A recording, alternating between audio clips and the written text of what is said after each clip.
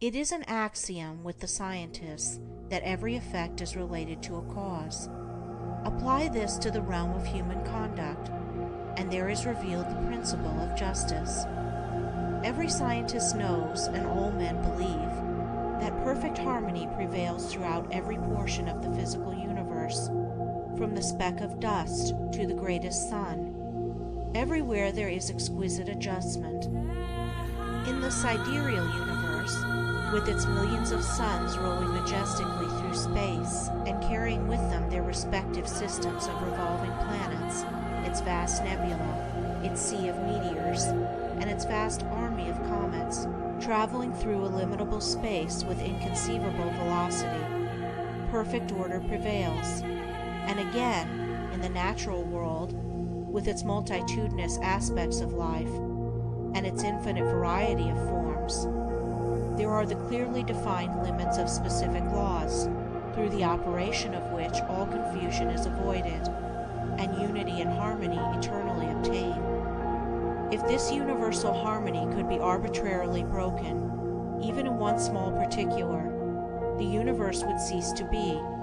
There could be no cosmos, but only universal chaos. Nor can it be possible in such a universe of law that there should exist any personal power which is above, outside, and superior to such law in the sense that it can defy it or set it aside. For whatsoever beings exist, whether they be men or gods, they exist by virtue of such law, and the highest, best, and wisest among all beings would manifest his greater wisdom by his complete obedience to that law which is wiser than wisdom, and than which nothing more perfect could be devised. All things, whether visible or invisible, are subservient to, and fall within the scope of, this infinite and eternal law of causation. As all things seen obey it, so all things unseen, the thoughts and deeds of men, whether secret or open, cannot escape it. Do right, it recompenseth. Do wrong, the equal retribution must be made. Perfect justice upholds the universe. Perfect justice regulates human life and conduct. All the varying conditions of life, as they obtain in the world today, are the result of this law reacting on human conduct. Man can, and does, choose what causes he shall set in operation, but he cannot change the nature of effects. He can decide what thoughts he shall think, and what deeds he shall do, but he has no power over the results of those thoughts and deeds. These are regulated by the overruling law. Man has all power to act, but his power ends with the act committed. The result of the act cannot be altered, annulled, or escaped. It is irrevocable. Evil thoughts and deeds produce conditions of suffering. Good thoughts and deeds determine conditions of blessedness. Thus man's power is limited to, and his blessedness or misery is determined by, his own conduct. To know this truth renders life simple, plain, and unmistakable. All the crooked paths are straightened out, the heights of wisdom are revealed, and the open door to salvation from evil and suffering is perceived and entered. Life may be likened to a sum in arithmetic. It is bewilderingly difficult and complex to the pupil who has not yet grasped the key to its correct solution. But once this is perceived and laid hold of, it becomes as astonishingly simple as it was formerly profoundly perplexing. Some idea of this relative simplicity and complexity of life may be grasped by fully recognizing and realizing the fact that, while there are scores and perhaps hundreds of ways in which a sum may be done wrong, there is only one way by which it can be done right, and that when that right way is found, the pupil knows it to be the right, his perplexity vanishes, and he knows that he has mastered the problem. It is true that the pupil, while doing his sum incorrectly, may and frequently does think he has done it correctly, but he is not sure. His perplexity is still there, and if he is an earnest and apt pupil, he will recognize his own error when it is pointed out by the teacher. So in life, men may think they are living rightly, while they are continuing, through ignorance, to live wrongly. But the presence of doubt, perplexity, and unhappiness are sure inclinations that the right way has not yet been found. There are foolish and careless pupils who would like to pass a sum as correct before they have acquired a true knowledge of figures, but the eye and skill of the teacher quickly detect and expose the fallacy.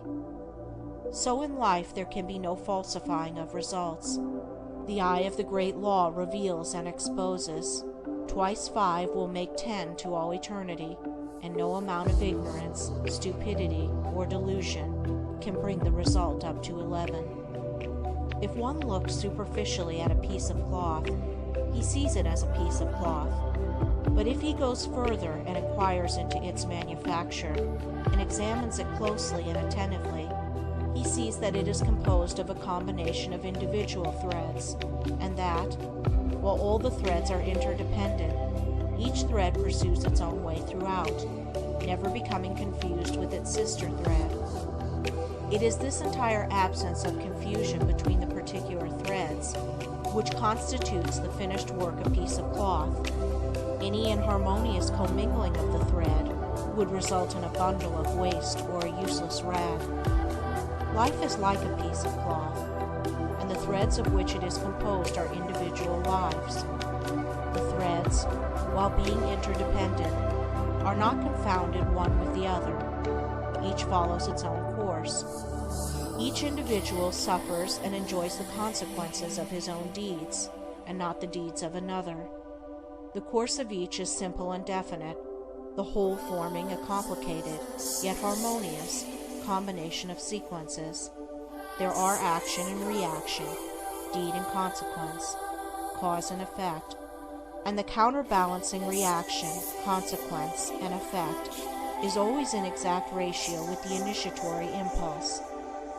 A durable and satisfactory piece of cloth cannot be made from shoddy material, and the threads of selfish thoughts and bad deeds will not produce a useful and beautiful life, a life that will wear well and bear close inspection.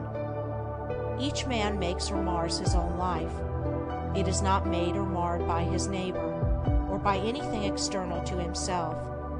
Each thought he thinks, each deed he does, is another thread, shoddy or genuine, woven into the garment of his life. And as he makes the garment, so he must wear it. He is not responsible for his neighbor's deeds. He is not the custodian of his neighbor's actions. He is responsible only for his own deeds. He is the custodian of his own actions. The problem of evil subsists in a man's own evil deeds, and it is solved when those deeds are purified. Says Rousseau, "Man, seek no longer the origin of evil. Thou thyself art its origin." Effect can never be divorced from cause. It can never be of a different nature from cause. Emerson says, "Justice is not postponed. A perfect equity adjusts the balance in all parts of life." And there is a profound sense in which cause and effect are simultaneous, and form one perfect whole. Thus upon the instant that a man thinks, say a cruel thought, or does a cruel deed, that same instant he has injured his own mind. He is not the same man he was the previous instant. He is a little viler and a little more unhappy, and a number of such successive thoughts and deeds would produce a cruel and wretched man. The same thing applies to the contrary, the thinking of a kind thought, or doing a kind deed. An immediate nobility and happiness attend it. The man is better than he was before, and a number of such deeds would produce a great and blissful soul. Thus individual human conduct determines, by the faultless law of cause and effect, individual merit or demerit, individual greatness or meanness, individual happiness or wretchedness. What a man thinks, that he does. What he does, that he is.